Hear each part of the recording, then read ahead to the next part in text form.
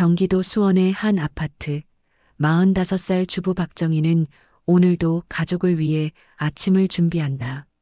남편 김태수 47살 중견기업 과장으로 20년간 성실하게 가정을 꾸려왔다.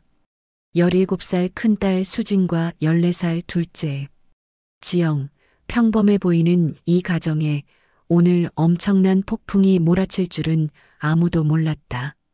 아침 8시 정희는 가계부를 정리하며 통장을 확인한다. 그런데 이게 웬일인가? 카드 대출 800만 원이 찍혀 있다. 정희의 얼굴이 새파랗게 질린다. 여보, 이게 뭐야? 태수는 신문을 보며 태연하게 답한다. 아, 그거. 미경이가 애들 학원비 때문에 급하다고 해서. 정희는 귀를 의심한다. 동의도 없이 800만 원을? 당신 미쳤어? 내가 언제 그런 거 허락했어? 태수는 짜증을 낸다. 동생이 급하다는데 어쩌라고. 가족인데 서로 도와야지. 가족이라고? 정희는 분노가 치밀어 오른다. 나도 당신 가족인데 왜 나한테는 말 한마디 안 해? 정희는 당장 신우이 미경의 집으로 달려간다. 아파트 현관문을 쿵쿵 두드린다. 미경 씨, 나와요. 문이 열리자 정희는 바로 따진다. 오빠한테 얼마나 빌려갔는지 얘기해야겠어요. 그런데 미경의 반응은 정희의 예상을 뛰어넘는다. 언니는 왜 이래요? 오빠 돈인데 왜 언니한테 말해야 해요? 정희는 경악한다. 뭐라고? 우리 공동명의 통장에서 나간 돈이야. 미경은 비웃듯 말한다. 그래도 오빠가 벌어온 돈이잖아요. 언니는 뭐 했다고 정희는 주먹을 쥔다. 이런 뻔뻔함을 어떻게 받아들여야 할까? 집으로 돌아온 정희는 큰딸 수진을 불러 앉힌다. 손에는 교육보험 해약서가 들려 있다. 수진아, 미안해.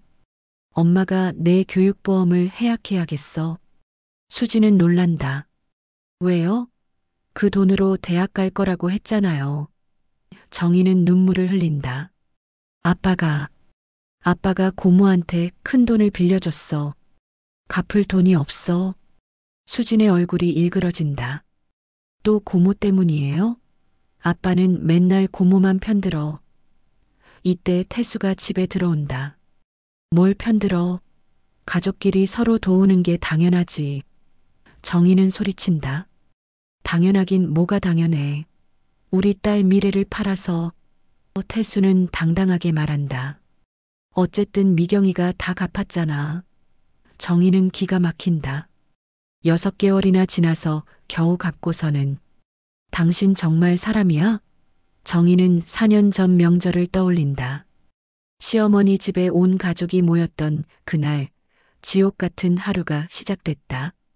시어머니 김순옥은 70살 며느리를 종처럼 부리는 것이 당연하다고 생각하는 전형적인 시어머니다. 작은아버지는 술에 취해 수진에게 무례하게 말한다. 수진이는 공부만 하면 뭐해? 요즘 애들은 예의가 없어.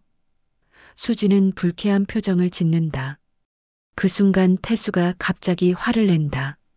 수진아, 작은아버지한테 그게 무슨 표정이야? 어짝?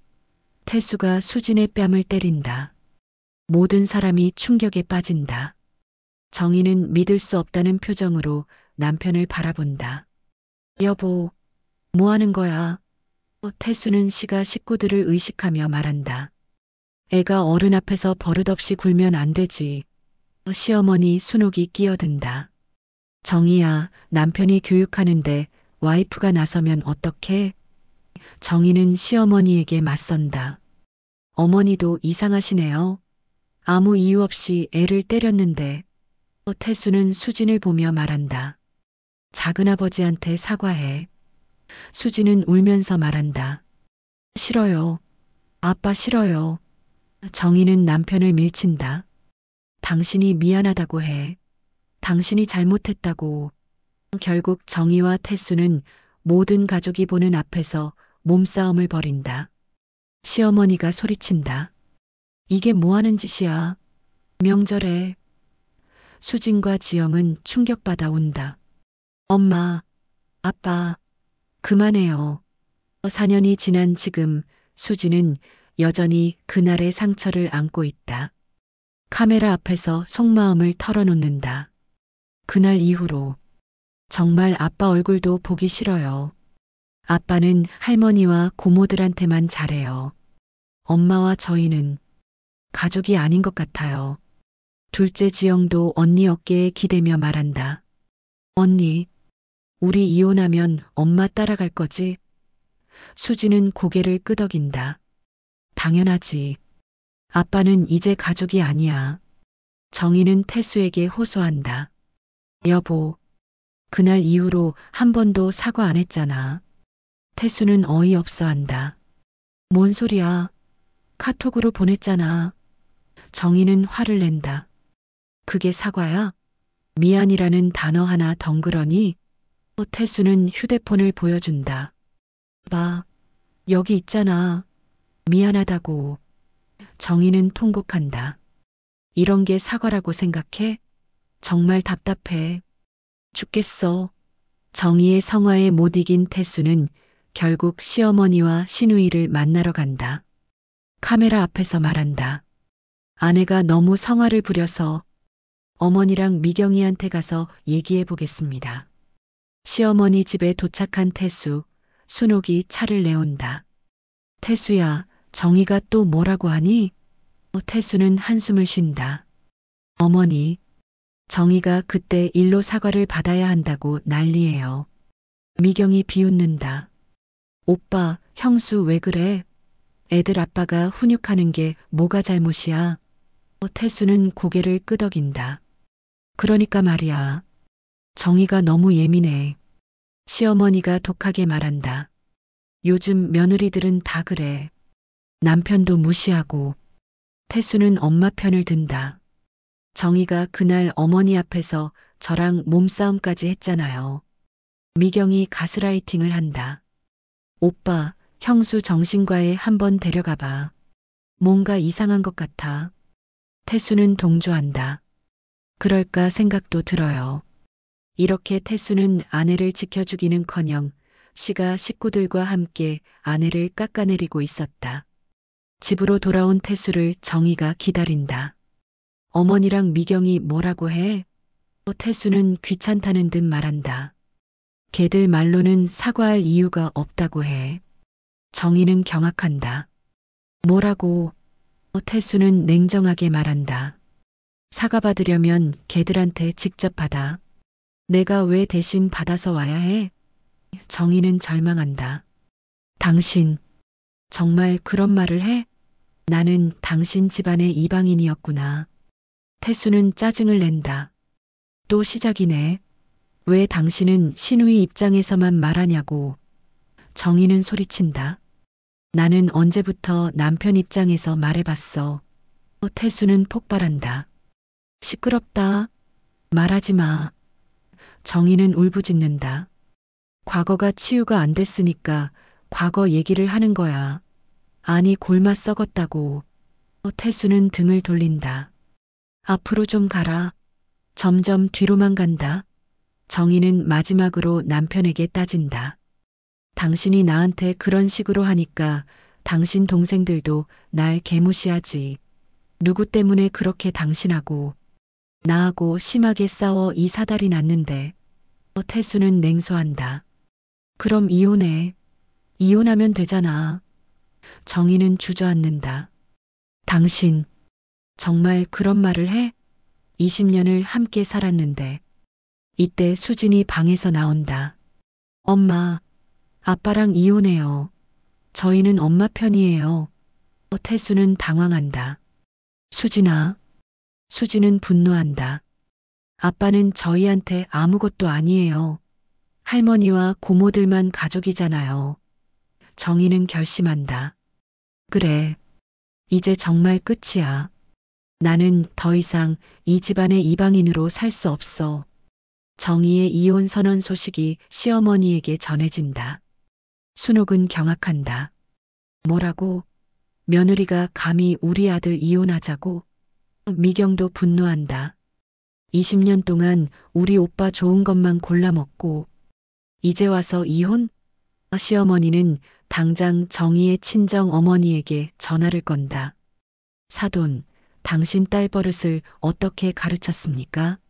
며느리가 감히 시댁을 우습게 보고 정희의 어머니는 당황한다. 아니, 그게 무슨 소리예요? 우리 정희가 뭘 잘못했다고. 순옥은 화를 낸다. 잘못했다고요? 명절에 남편과 몸싸움하고 이제는 이혼하겠다고 나서는 게 잘못이 아니에요? 정희 어머니는 딸 편을 든다. 그건 태수가 먼저 아이를 때려서 그런 거 아닙니까? 순옥은 더욱 화를 낸다. 애 아빠가 훈육하는 게 뭐가 잘못이에요? 사돈이 그런 식으로 나오시면 우리도 가만히 있지 않겠어요. 한편 태수는 정희의 핸드폰을 몰래 뒤져 불륜 증거를 찾으려 한다. 하지만 아무것도 나오지 않는다. 미경은 다른 작전을 짠다. 오빠, 형수가 애들 데리고 집 나가면 유괴라고 신고해. 태수는 망설인다. 그래도 그건 좀. 미경은 독설을 퍼붓는다. 오빠는 너무 착해. 형수가 오빠를 우습게 보는 이유야. 정희는 변호사를 찾아간다. 변호사는 냉정하게 말한다. 시댁 식구들이 모두 연합하면 이기기 어려워요. 특히 경제권을 남편이 쥐고 있으니. 정희는 절망한다. 그럼 어떻게 해야 해요? 변호사는 조언한다. 증거를 모으세요. 남편의 일방적인 금전 대출, 폭력, 시댁의 괴롭힘, 모든 걸 기록해 두세요. 시어머니는 동네 사람들에게 며느리 험담을 퍼뜨린다. 우리 며느리가 얼마나 버릇없는지 몰라. 남편한테 대드는 건 기본이고. 하지만 이웃 아주머니들은 오히려 정의를 동정한다. 시어머니가 너무 심하신 거 아니야? 며느리도 사람인데. 순옥은 화를 낸다. 요즘 며느리들은 다 버릇없어. 정희는 아이들과 함께 친정으로 피한다. 태수가 전화를 건다. 당장 집으로 돌아와. 정희는 단호하게 말한다. 이혼 서류 준비해놔. 나는 더 이상 당신 집안의 종이 아니야. 태수는 위협한다. 애들 양육권은 포기해. 정희는 웃는다. 법원에서 판단하겠지. 아이들 앞에서 폭력 쓰는 아버지와 그걸 보호하는 어머니 중에 누가 더 적합한지 말이야. 시어머니는 마지막 카드를 꺼낸다. 정희의 직장에 전화를 걸어 우리 며느리가 정신병이 있다고 거짓말을 한다.